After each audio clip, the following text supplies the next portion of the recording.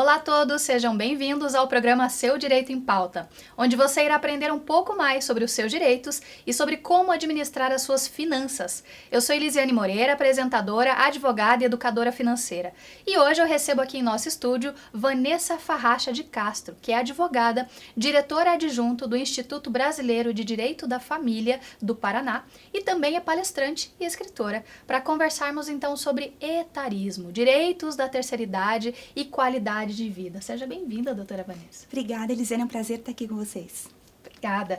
Bom, eu já gostaria de começar conversando contigo sobre essa questão do etarismo. Primeiro eu gostaria que você explicasse para o telespectador o que significa o etarismo, se ele configura inclusive como um crime, como ele está previsto e quais são as ferramentas de prevenção a ele no sistema jurídico brasileiro.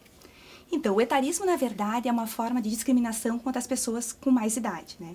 A gente nota que, atualmente, se fala muito em etarismo porque existe toda uma necessidade da juventude, das redes sociais. Então, as pessoas mais velhas acabam sofrendo discriminação. Sim. Seja na parte física, né? A gente vê nos programas de televisão, toda essa questão do corpo. Sim. Mas, na prática, isso acontece, inclusive, no trabalho, né? Uhum. Várias pessoas são discriminadas no trabalho por ter mais idade, por conta da idade. E o nosso sistema jurídico, ele vai criminalizar essa discriminação, né? A gente tem o Estatuto do Idoso, de 2003, que ele vai trazer essa discriminação, inclusive, como crime. Então, nós temos uma série de mecanismos jurídicos para prevenir essa discriminação. Perfeito. Mas não só a discriminação, né? A gente também tem, no ordenamento jurídico, outros mecanismos que protegem os idosos, como, por exemplo, a questão do próprio abandono, né? E o abandono dos idosos é crime.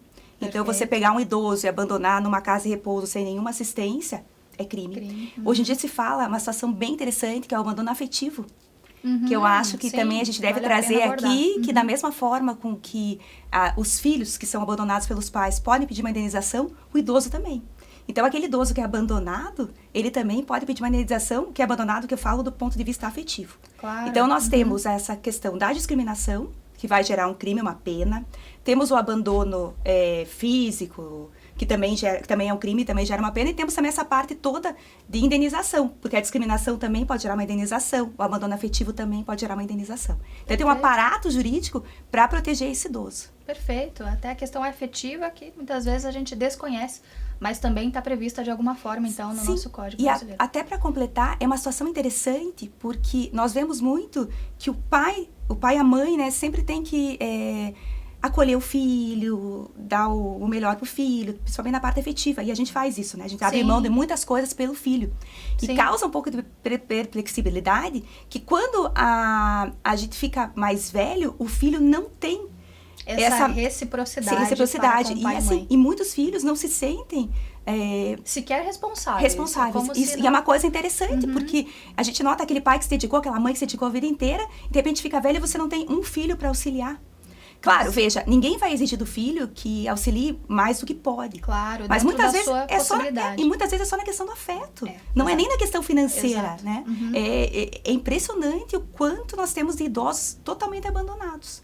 Já houve situações na prática, doutora, sobre procurações que foram feitas, mas que de repente para inviabilizar o acesso do idoso a uma conta bancária, mas a partir de uma má-fé que se tentou ter acesso a uma conta, aos recursos desse idoso, mas muitas vezes para ele não ter acesso a essa conta, muitas vezes, não por necessidade de haver ali, de existir uma procuração para que outra pessoa cuidasse das finanças dessa pessoa? Sim, na realidade, a gente nota que os idosos sofrem muita pressão.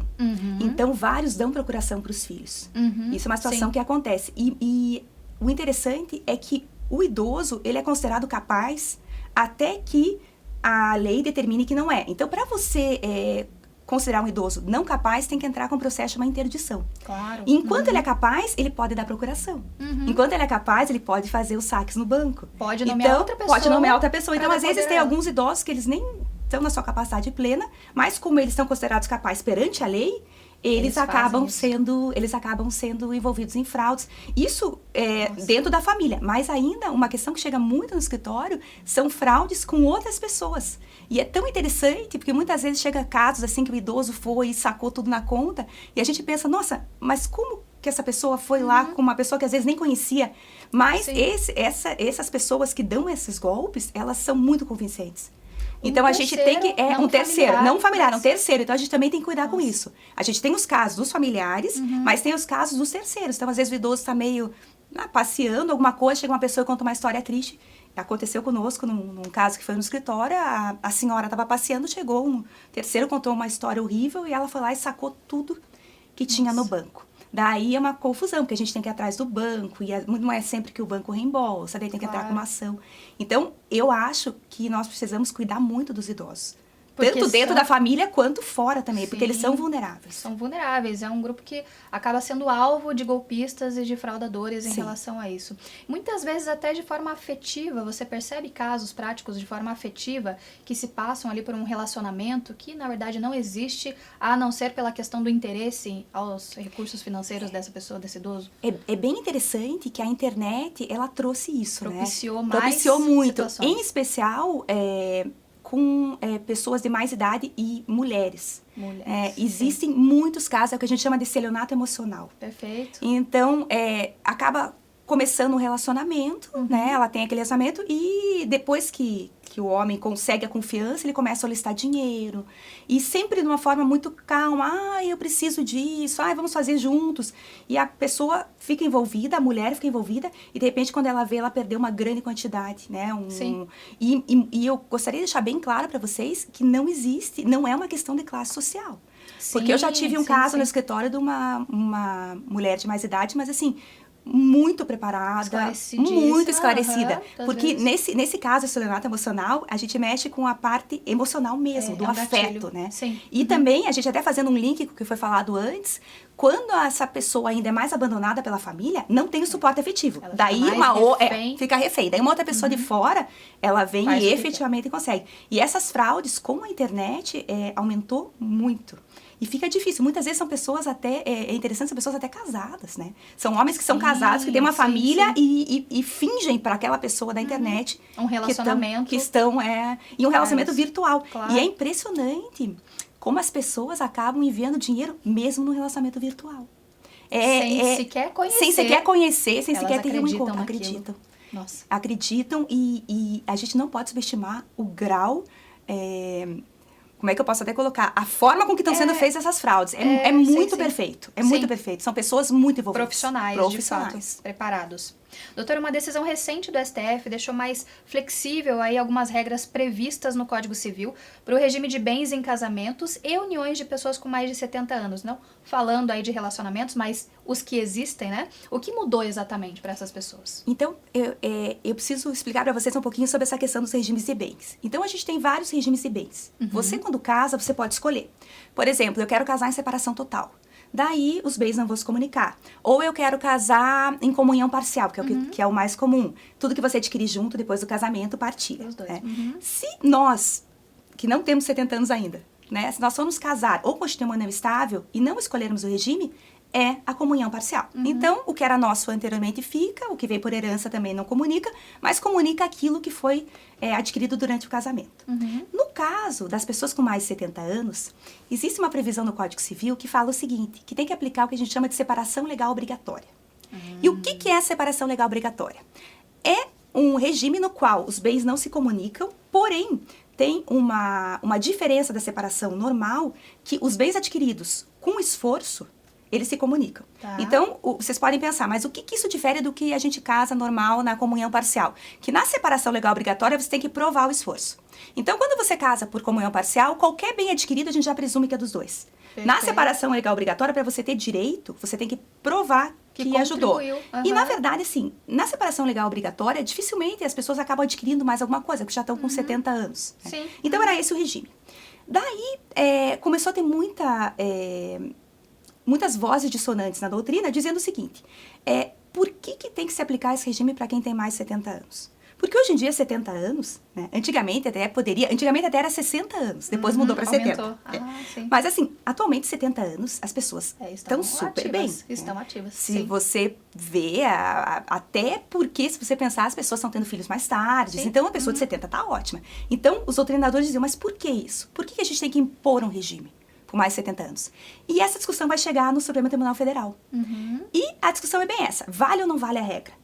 E o Supremo vai ter uma saída que eu achei extremamente inteligente, porque ele vai dizer o seguinte, vale a regra, mas as pessoas podem escolher.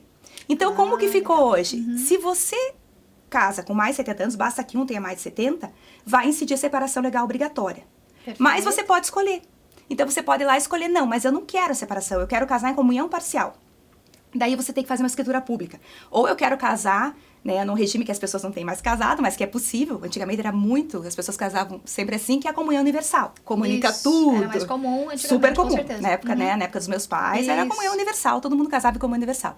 Então, você pode escolher. E isso foi um avanço, porque não obriga mais. Então, a regra não sai, né? Ela existe e fica... na verdade, a separação legal obrigatória, ela vai incidir quando você não escolher. Mais ou menos a mesma coisa das pessoas com menos de 70, que vai incidir a comunhão parcial. Da comunhão parcial, Isso perfeito. mesmo. Então, existe a regra, mas também uma liberalidade em relação a ela. Isso Perfeito. mesmo. Doutora, você vê somente com olhos no sentido de encontrar pontos positivos a essa mudança, ou existe algum aspecto negativo a ser ressaltado nesse quesito? Veja, eu acho excelente privilegiar a autonomia, né? Perfeito. Eu acho que as pessoas têm o direito de escolha, eu acho muito bom que as pessoas possam escolher e acho que efetivamente 70 anos hoje em dia não se justifica mais. Perfeito. Porque existe todo tipo de realidade, né? Tem pessoas de 70 anos que não têm capacidade e pessoas de 70 anos que estão aí Completa no auge. autonomia. O que me preocupa um pouco é que cada um desses regimes, ele tem peculiaridades, né? Então, a escolha do regime, ela tem que ser muito bem pensada. E eu vou explicar por quê. Por exemplo, no regime da separação legal obrigatória, atualmente, o cônjuge não vai ser herdeiro.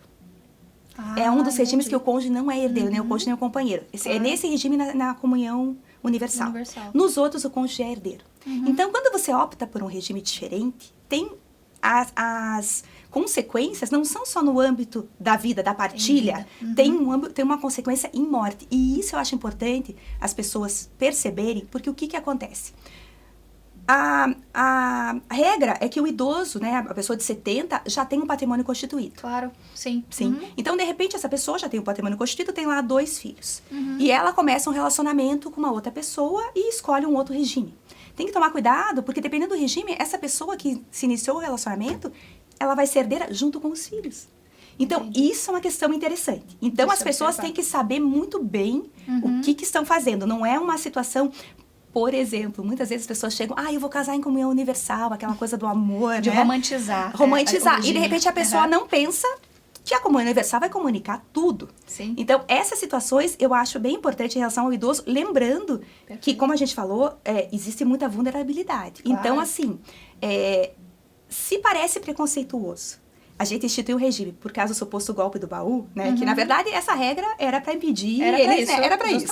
Então, se parece preconceituoso, ao mesmo tempo, a gente também não pode ser muito ingênuo de achar que não vai acontecer. Porque vão ter pessoas com más intenções, Perfeito. né? É uma linha tênue. É uma linha tênue. Manter a autonomia e proteger também. Fazer cumprir mas a eu proteção. acho assim, é uma decisão muito recente. Mas eu pensei muito sobre isso, conversei com vários colegas, e eu acho até que numa situação que fique muito flagrante, que teve uma má-fé, eu acho que é possível até, de repente, questionar. E voltar atrás e, de repente... eu acho que a gente teria que levar, a gente não tem... Como é recente, a gente não tem nada, né? Mas eu acho que deveria ser possível, porque... não deixa de ser, né? A regra vem, essa nova interpretação da regra, ela vem para privilegiar a autonomia, ela vem para trazer uma coisa boa, não uma parte ruim, né? Não é, o direito ele não vai nunca albergar situações de má fé, né? Perfeito. Então, acho que é isso que a gente tem que pensar. Conversa incrível, já esclarecedora demais aqui com a doutora Vanessa. Inclusive, a repórter Isabelle Almeida tem informações, dados importantes, relevantes sobre esse assunto tão importante. Já é no próximo bloco, o programa Seu Direito em Pauta volta já.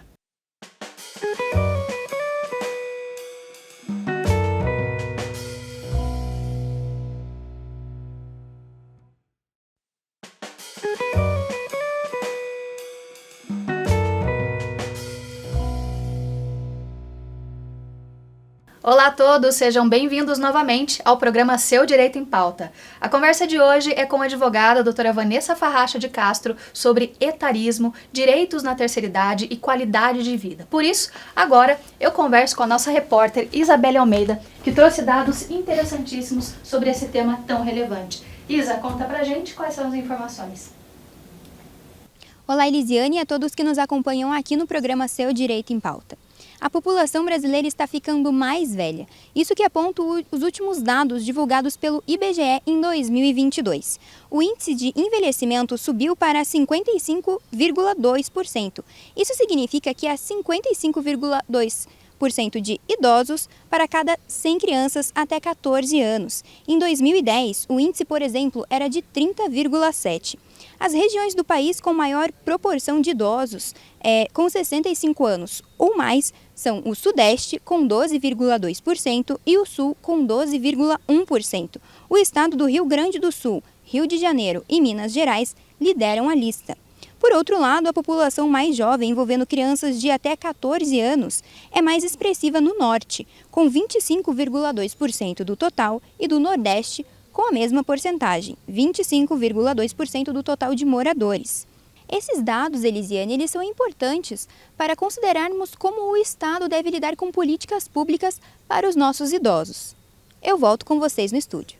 Obrigada, Isabelle, por sempre trazer para a gente dados tão pertinentes que enriquecem cada programa. Bom, os dados claramente nos trazem essa informação sobre o envelhecimento da população e também nos mostram a importância cada vez maior das ferramentas jurídicas de proteção a essa faixa etária da terceira idade. Então, como o sistema jurídico contribui cada vez mais aí com essas pessoas, doutora Vanessa? Eu acredito que uma das formas interessantes ainda de proteger a população, além das que a gente já conversou, de toda essa criminalização das condutas, a questão do abandono, é também as ferramentas que o sistema dá para fazer um planejamento sucessório. Perfeito. Né? Então, hoje em dia, e principalmente depois da Covid, é bem interessante, aumentou a busca pelos advogados para que seja feito um planejamento sucessório. Ou seja, as pessoas estão escolhendo como será, né, distribuída a sua herança, como é que será o seu patrimônio após a sua morte, se conscientizando.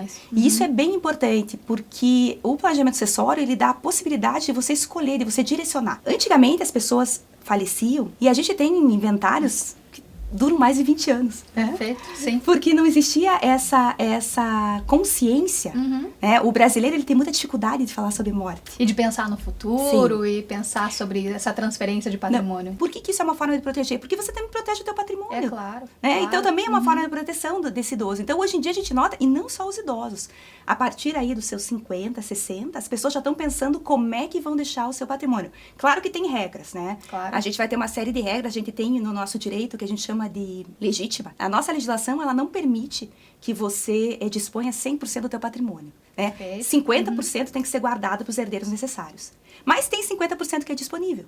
Então, o planejamento sucessório é justamente isso. Você pode passar o teu disponível, você pode, por exemplo, fazer um testamento, você pode fazer uma doação em vida, e daí a gente tem até ferramentas mais sofisticadas, como, por exemplo, uma holding. Perfeito. Né? É importante falar sobre essa questão do testamento. Existe uma limitação de idade para que essa pessoa possa declarar os seus bens em testamento, fazer essa transferência, ou não existe nenhum impedimento? Até quando ela pode fazer esse testamento e escolher para quem ela vai direcionar esses bens disponíveis? No testamento, não existe limitação de idade. O que existe é uma necessidade de provar a capacidade. Perfeito. Então, eu, por exemplo, tive o privilégio de ter uma avó lúcida. Minha avó morreu com 101 anos. Até 99, ela estava totalmente lúcida. Então, ela poderia fazer um testamento? Sim.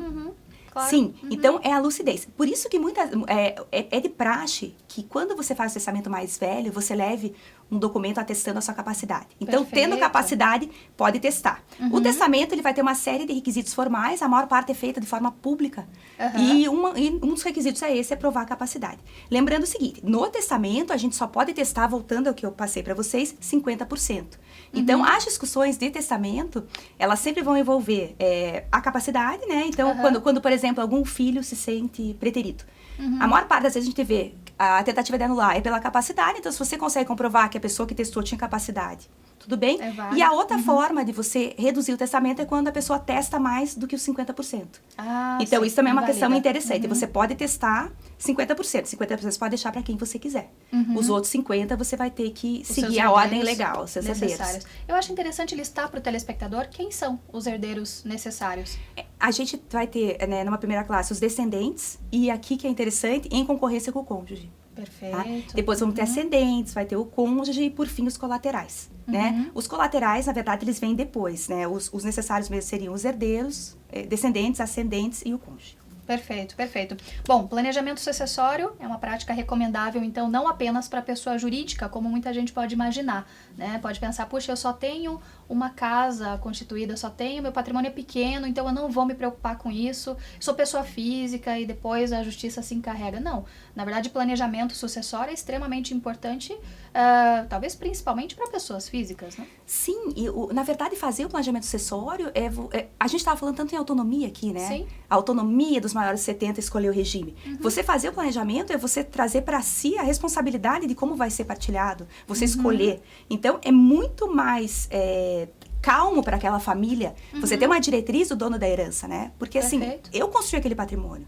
Eu vou dizer para vocês como eu quero que seja partilhado. Porque se a pessoa morre e não deixou nada, vai seguir as normas legais. E daí você vai ter aquelas situações, por exemplo, um filho que mora numa casa do autor da herança, né? E de repente, mas os outros também querem aquela casa. Sendo que poderia ser resolvido se fosse feito um testamento dizendo o seguinte, olha, aquela casa foi daquele ali, ele construiu, ele me ajudou. Ou até assim, o filho que cuida, né? Porque a gente tem o filho que cuida. Sempre, claro. O filho que abre mão, eu quero que esse filho que cuida ganhe aqui uma indenização pelo tempo que ele passou comigo. E eu não vejo problema nenhum, porque o patrimônio foi construído por essa pessoa. Claro. Então, eu acho que as pessoas físicas devem fazer, inclusive, quando tem um imóvel só, ou quando só tem dinheiro aplicado. Eu acho que é uma forma da pessoa decidir, né? Eu acho que além do que, Elisane, um medo muito grande dos mais idosos, das pessoas mais velhas, é que não exista recurso para o inventário. Porque o que acontece? Sim. Nós temos os impostos, né? A gente teve TCMD. E muitas vezes, por exemplo, uma família que deixe bastante imóveis, né? Um pai ou uma mãe que deixe muitos imóveis, o TCMD vai ser alto. Claro. Então, muitas vezes, você fazendo, por exemplo, a doação em vida, ainda que seja uma doação que vai ficar todo mundo como ficaria em morte. Mas em vida, você já recolhe esse imposto. Então, o herdeiro já recebe, já tá com aquele bem, não vai ter que pagar, já resolveu. Uma situação bem interessante que a gente faz muito é deixar com usufruto. Então, tem várias pessoas assim, com 70 anos ou 60, que falam, não, agora eu vou fazer o seguinte, eu vou passar tudo para os meus filhos e fico com usufruto.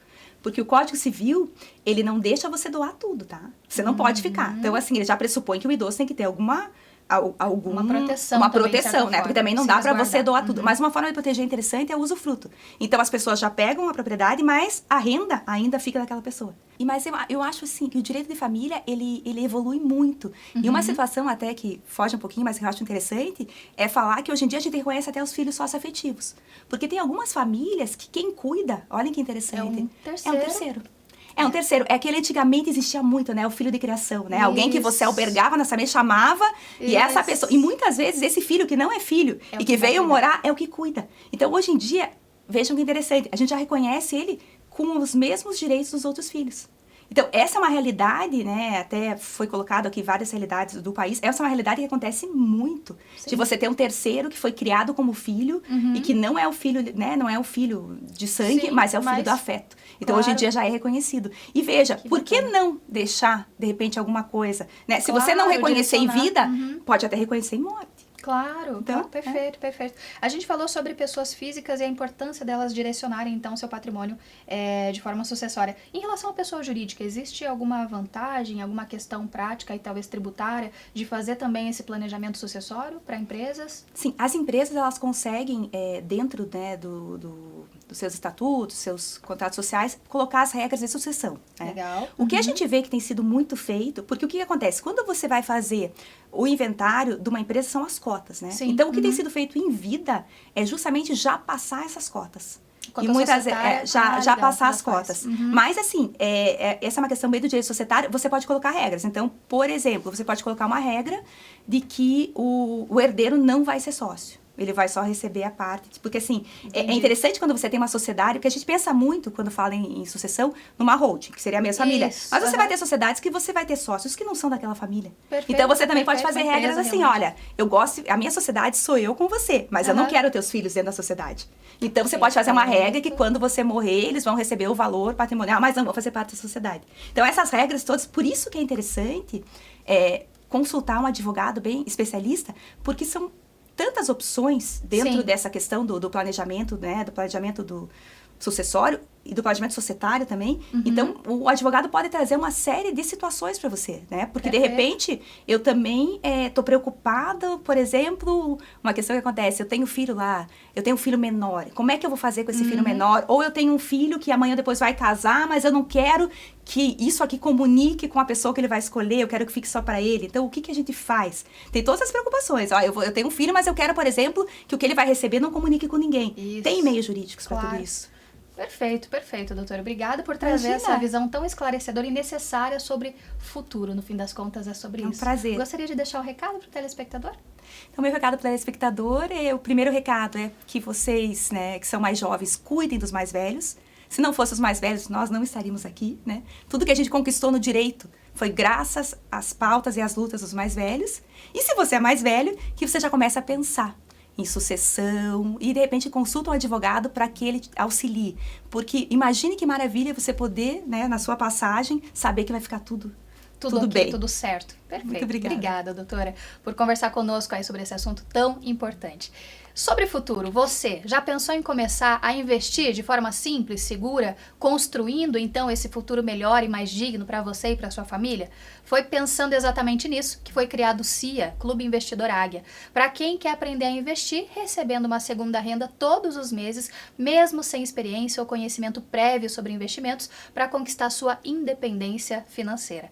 Para saber mais, aponte a câmera do seu celular para o QR Code que aparece na tela ou entre no site que aparece agora para você.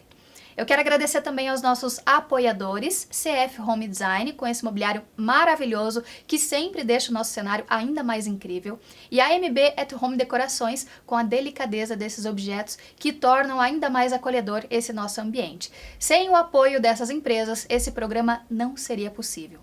E agora um recado especialmente aí para você que é empresário. Sabia que a sua marca pode aparecer aqui no programa Seu Direito em Pauta?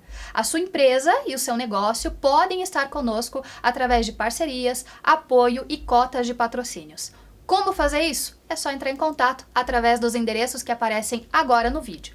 Gostou desse programa? Então já nos siga nas redes sociais, no Instagram Seu Direito em Pauta, como aparece na tela para você, e também através do nosso canal do YouTube, onde você pode conferir esse e outros programas. Seu Direito em Pauta, porque a informação é sua maior aliada. Nós nos vemos na semana que vem. Até lá!